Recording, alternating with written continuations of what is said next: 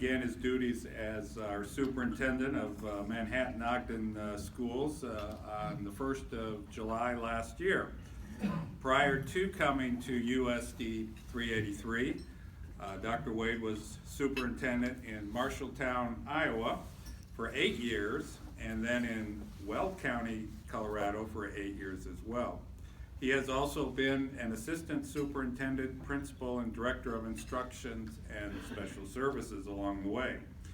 While working as the principal in Clay Center, Marvin earned his doctorate in '95 from K-State, where he is also a professor of practice in the Department of Educational Leadership.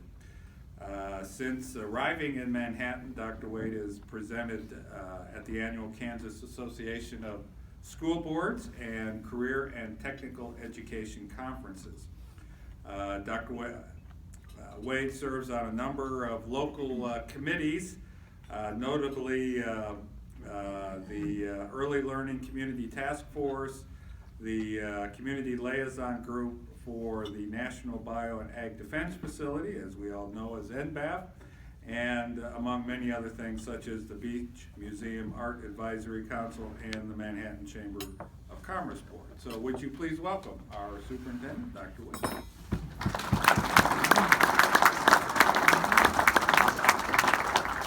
Thank you for the invitation, Dick, to be here, and thank you for the warm welcome today.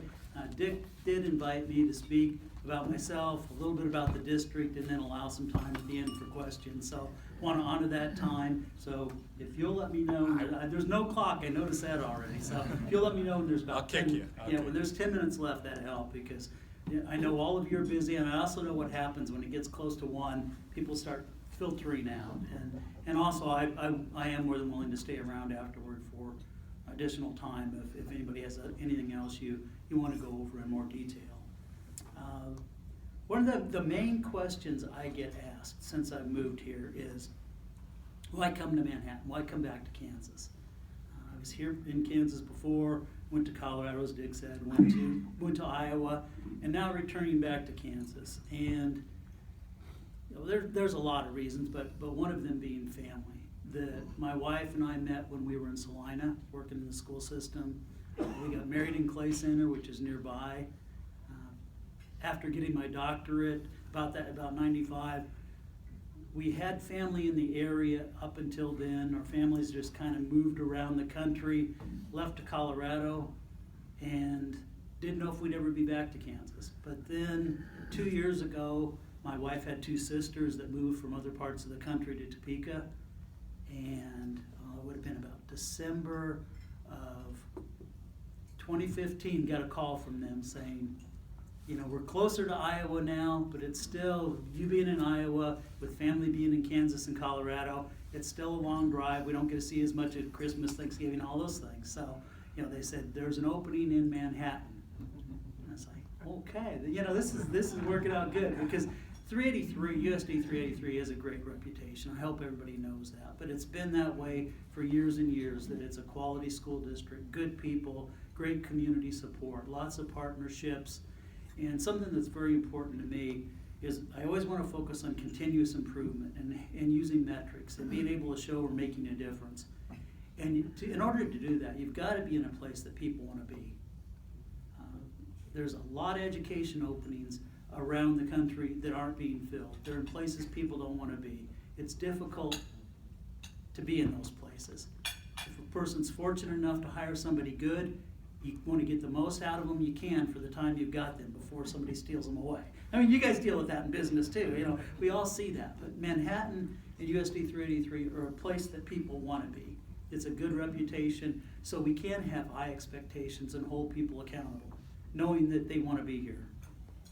Another factor when I thought about coming to Manhattan is I looked at the website. There's this guy sitting over there, Dr. Shannon. I saw he was still the superintendent here. I think you were superintendent 11 years. And while I didn't know Dr. Shannon before, my mother worked for him in another district and always said great things about him, about his leadership, about his structure, that this would be a place that I could come, that I've been on the other side of that coin, where there's lots of bad stuff you have to do. This is one of those places where I don't have to do that.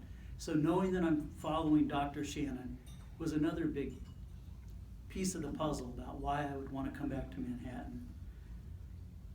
And then I think another reason that at the core of when people ask me about coming back to Manhattan, what I hear is, really it's more like, why would you come back to Kansas? You know, in Manhattan, okay, but why come back to Kansas? Well, in some ways we're almost like in a perfect storm. That's what I've heard Kansas referred to in other states, would be with the political climate, the financial climate, the educational climate. Why be in a place like Kansas? There's other places where there's not the turmoil. But I think we're going into a better time now, where it's a good opportunity for us. There's changes being made at the state level. There's changes being made in how we, and I'll talk about this a little bit later, but how we accredit schools, things that we do in education in Kansas that I'm excited to be a part of. So with those opportunities, with the family being here, everything else that I mentioned, you know, I'm pleased to be here. I'm proud to be here. I'm proud to be part of USD 383. And my wife Kathy is also very pleased with the Manhattan community. So a lot of good reasons. I'm happy to be here. A lot of great people, a lot of support. As I look around, it's great to see many people I do know and some of you that I don't know that I'm looking forward to getting to know better. A little bit about me. All of us have those core beliefs that drive who we are and what we do. Some people have them more stronger than others, but we all have those aspects to us that underlie what we do. I don't know if maybe it's partly temperament. In my case, it's probably some temperament, some religion, some family, some my earlier experiences in life. But I know that I haven't always known where I was going to go. It hasn't been this straight, you know, looking at my resume, it looks straighter than it really has been. You know, it's not always a straight path of where I was going to go, but I always knew what I believed in. And some of the beliefs that are important to me, that I think are important for you to know, because I'm working with your kids, I'm working with your grandkids, I'm working with your neighbors, working with some of you.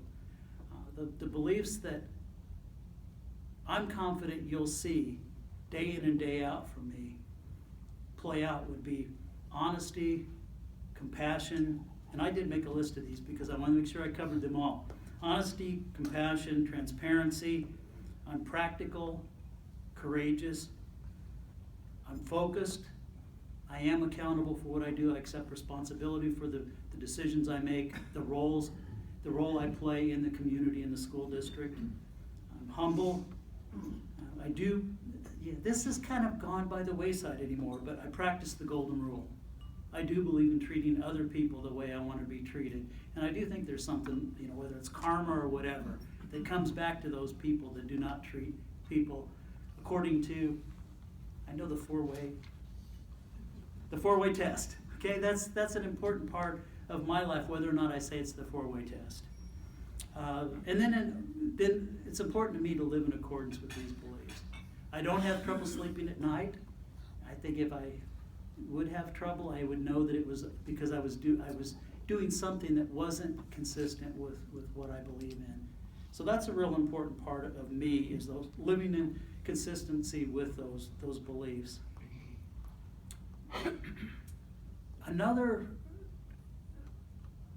It's kind of hard to talk about myself instead of the school district, but this is, and I'm more than willing to come back anytime and talk about the school district, but today's the day I need to tell you some things about me. I mentioned the path hasn't always just been straight in terms of the way it looks on a resume.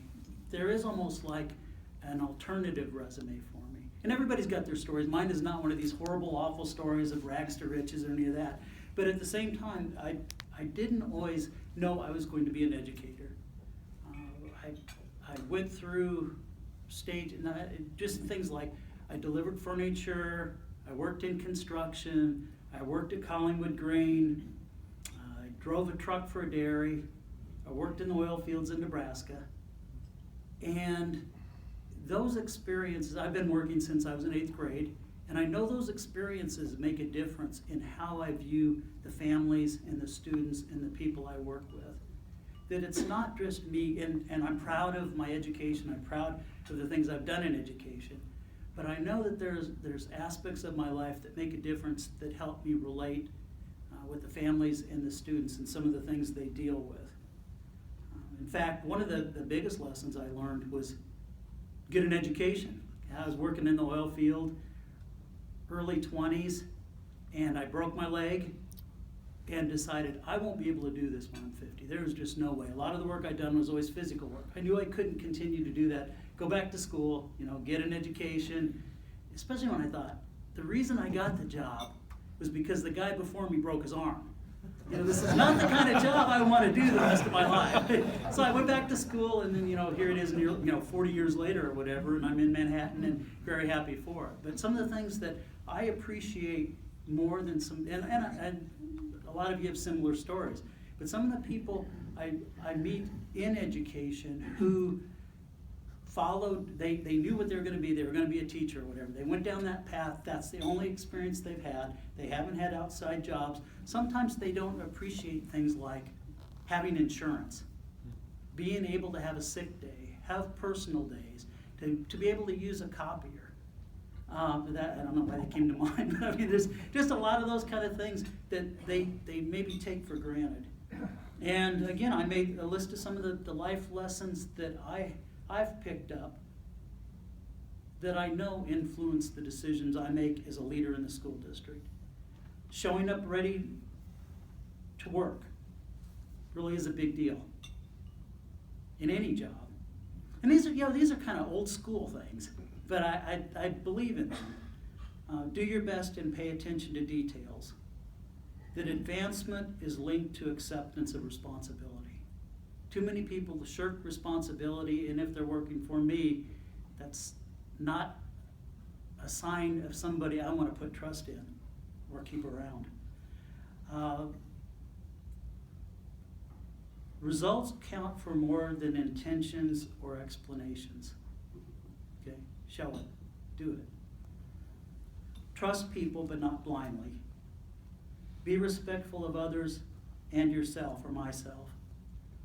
Polite is desirable, but not always appreciated or effective. There's a time and a place for confrontation, and it isn't always bad. Be persistent and resist complacency. There's honest, and then there's brutally honest, and it's important to know and respect the difference between the two in dealing with other people. Problems ignored haven't gone away.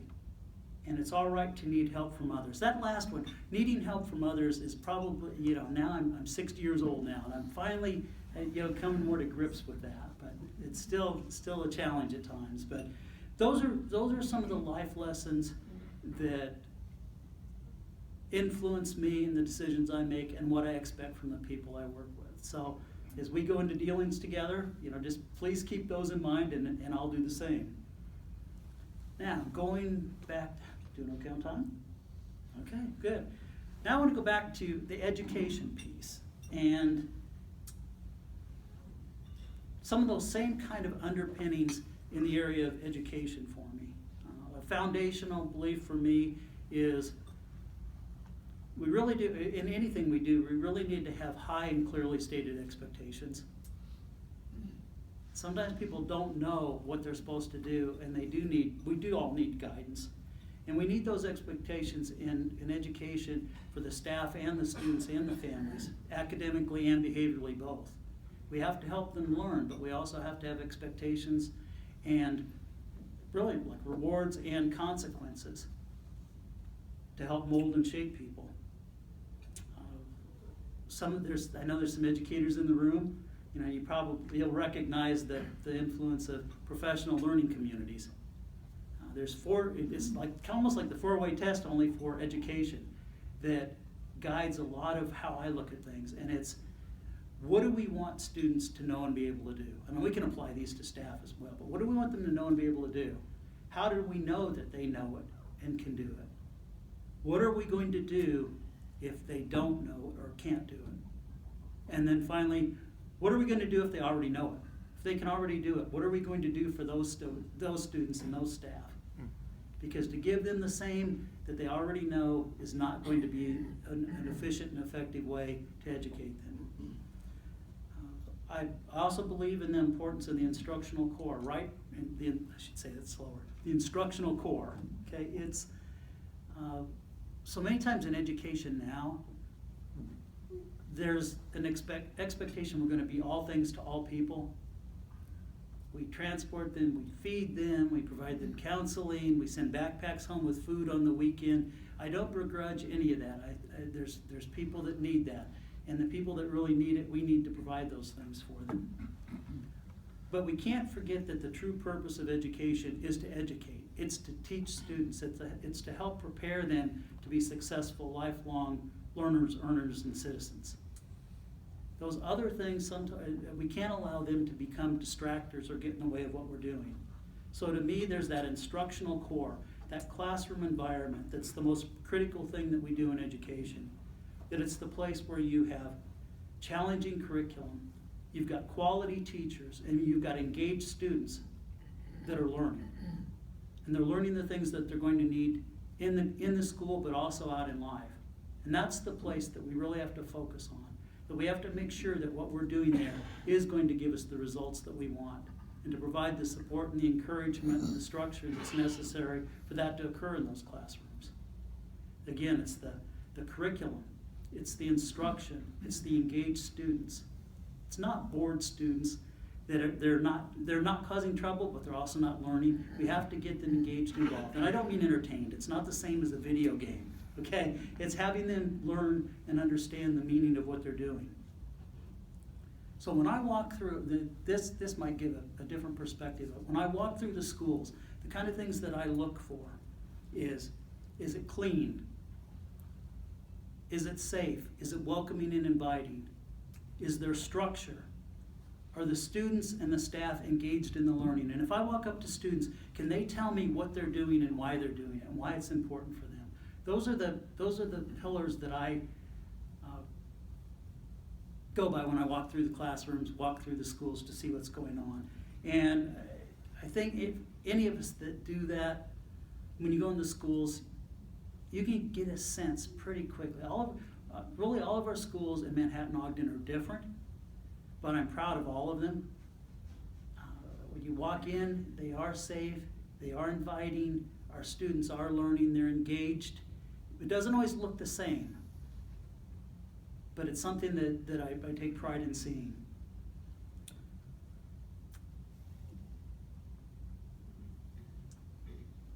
Probably a next piece to tell you about would be a little bit about my experience and why I believe it's a good fit for Manhattan. I have experience as Dick said, different positions in school systems. I understand how they work. I've done those things. But as well, I've dealt with growth.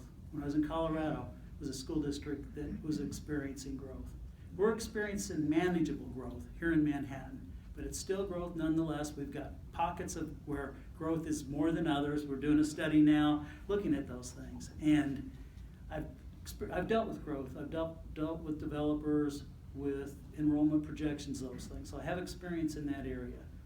Diversity was a big part of what I've done in other districts, particularly in Iowa. A lot of times people don't think of Iowa as being diverse. But where I was, over half the families didn't speak English, over 50 different languages, poverty level at about 80%, just a challenging environment. And yet, going back to my core beliefs, that I do believe that all students can learn, given the right support. And we did experience success there in terms of, while the demographics became more challenging, so did attendance.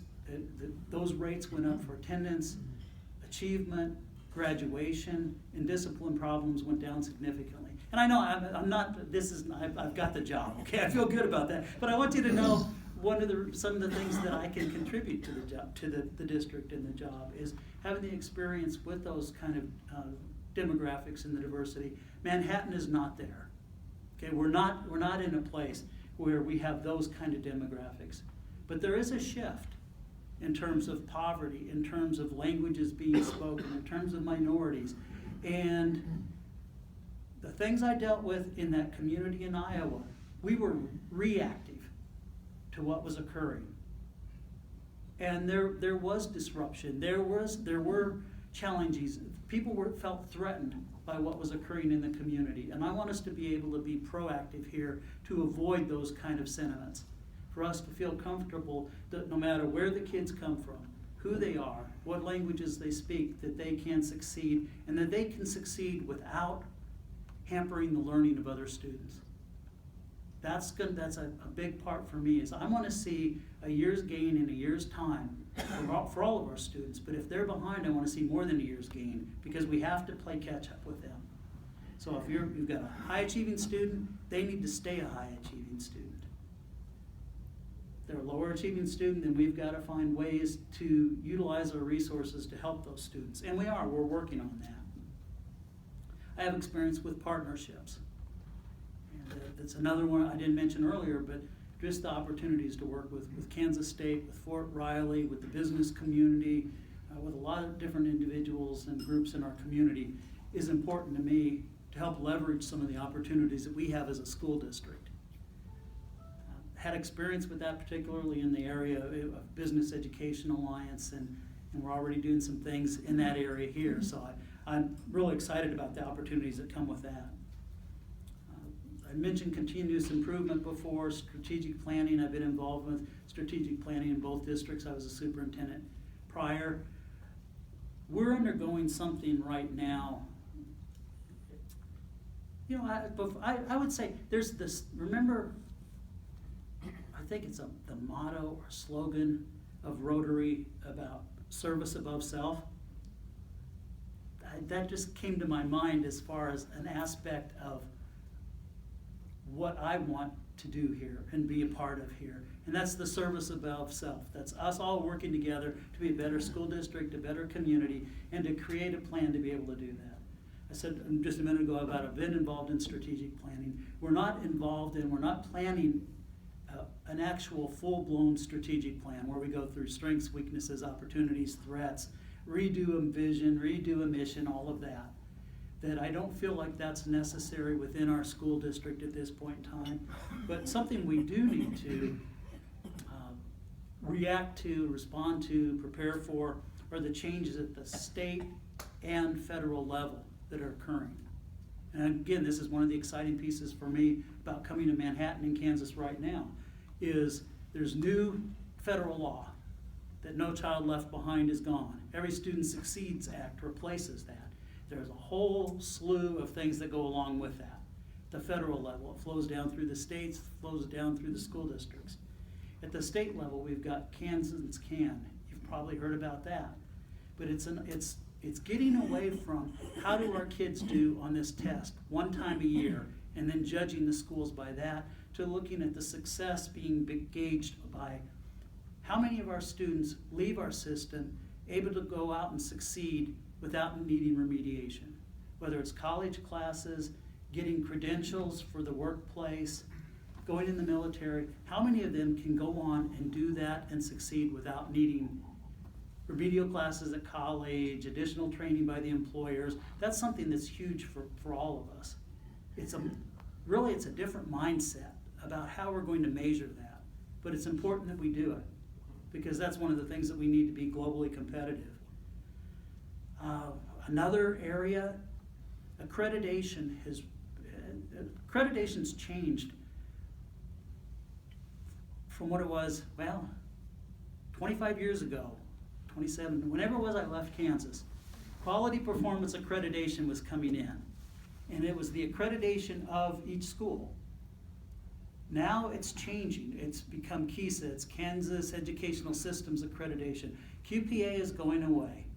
KESA is coming in. KESA is a focus on district accreditation, that it's not each individual school, it's the district. And what's the district going to do to prepare these students to be successful when they leave our system? So there's all kinds of pieces with KESA that we have to align to as a school district. And I'd love the chance to come back and talk about that another time. But what we're doing with KESA is, it's like a needs assessment. it's looking at what we do, what are our practices for curriculum, instruction, assessment, for interventions, how do we train staff, how do we use technology, how do we efficiently use resources to make a difference. So we're in the process now, that's a lot of the work we're doing this year, is re-examining the practices we have, trying to get consistency, since it's no longer site-based, it's not building by building that's being accredited. Now it's the district. We need to have consistency, not to, and I don't want to make it sound like it's because of the state. It's not because of KESA we're doing this. We're doing this because it's best practice, to look at what we do, why we do it, and is it giving us the results we want? And then making the changes. Where it is working, great. Do we need to fine tune it any? Maybe. But if it's not working, let's abandon it. Let's get away from the things that don't work. And to try to be consistent across the district with that. That we've got, an example being math. We've got like 25 different math curriculums being used across the district. And again, that comes with site-based. It's not right or wrong or anything else, it's just a different approach. But we're having the conversations now about when we align to standards and high expectations for the students, which of those curricula pass muster, which of them align with best practice, and having the conversations with the principals, with the teachers about that if we're going to get rid of some, which do we get rid of? And only keep the best, and then focus on our training and our teams working together, using a smaller number of things, but using them well. So that's a part of what we're doing now. We've changed, you may have heard, MAP testing has been a big part of the district. DIBELS is another assessment we've used. We're going away from those. We're going to another, it's an online adaptive assessment that gives us quicker results about where our students are, and we can monitor their progress more regularly to give them what they need when they need it. So we're having a lot of conversations again throughout the district about what we're doing, why we're doing it, putting it together into a plan, and then creating the metrics we're going to use to measure and then report out on success. Because we're a multi-million-dollar business, we use taxpayer dollars. We need to show that we're making a difference with what we do. So that's a big part of what we're doing now as a school district. And in closing, I want to thank you for all being here, and thank you for, as Rotarians, for thinking, saying, and doing things that make a difference for everyone. Because that's so important in our world, and it seems like people don't have time to take care of each other. So thank you for doing that, and thank you for letting me be here today, and I'll try to answer any questions you've got. Time for a few questions, so. One over here. Oh, yes. First of all, thanks for coming and sharing your story with us. I saw a show on 60 Minutes or something that had to do with pointing out that one of the biggest obstacles for education is being able to get rid of bad teachers. New York State, for instance, they can't get rid of them, so they just send them to a room. They call it the boneyard, and they don't let them in the classroom. Here, if there's a teacher that's not performing, can you just not renew their contract, or how's that work? Well, there is a process that we go through that we don't have to keep bad teachers. But bad, what we run into sometimes, it would be a minor infraction that occurs consistently, does not warrant termination, that it has to be something pretty serious in order to terminate somebody. What we have to do is focus more on coaching, supervising, documenting, building a case. But we can get rid of employees if we need to. Okay. Yes. Would you like to comment on the process that you are using to deal with the mascot issue? Okay. Yeah. Thank you for not mentioning chair of the mascot committee. Yes, we've got a meeting. We've got a a group that's been identified by the board as being a committee to look at 4 different issues related to the mascot issue. The board did decide at their meeting in December that the Indian and the 2 symbols of the Indian stay in place, but the committee is to look at 4 different things. It's how do we honor Frank Printup, the coach? How do we build diversity specifically for Native Americans or indigenous peoples into our curriculum so that we educate our students better about that? What would the true costs be to investigate the true costs of if we were to change the mascot? And then the 4th one is we've got the 2 Native American drawings, but we don't have anything that the students can dress up as at games to show spirit. They can't wear the headdress and a spear and those things. You know, it's along the lines of the San Diego chicken. You know, what would it be that the students could dress at and be comfortable and be supported by administration in representing the school? So those are the 4 items that the committee has been tasked at looking at, making a report back to the board by September. So we've got those 4 areas. We'll address those. We can look at policy and things like that.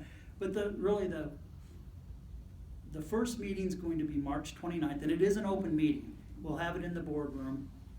I believe it's, I'll have to check, but I know it's late afternoon on March 29th, and they're open meetings. Anybody's welcome to come, but it is a meeting being held in public, so we wouldn't be interacting with the audience, but the committee will be discussing the issues. We've got those 4, and then I really do anticipate there's going to be a 5th issue, and that's, are we going to keep it or are we not going to keep it? That I think that's really the bigger issue that some of the people on the committee want to talk about. So I don't know how we're going to avoid that issue. And recommendation-wise, this is a good opportunity for me to say, it's not my recommendation going to the board. I'm the chair of the committee. There's going to be a facilitator for these meetings. And what we're looking for is a recommendation from the committee on those 4 items. There may even be split decisions on some of it when it goes to the board. I don't know. But it will not be my recommendation.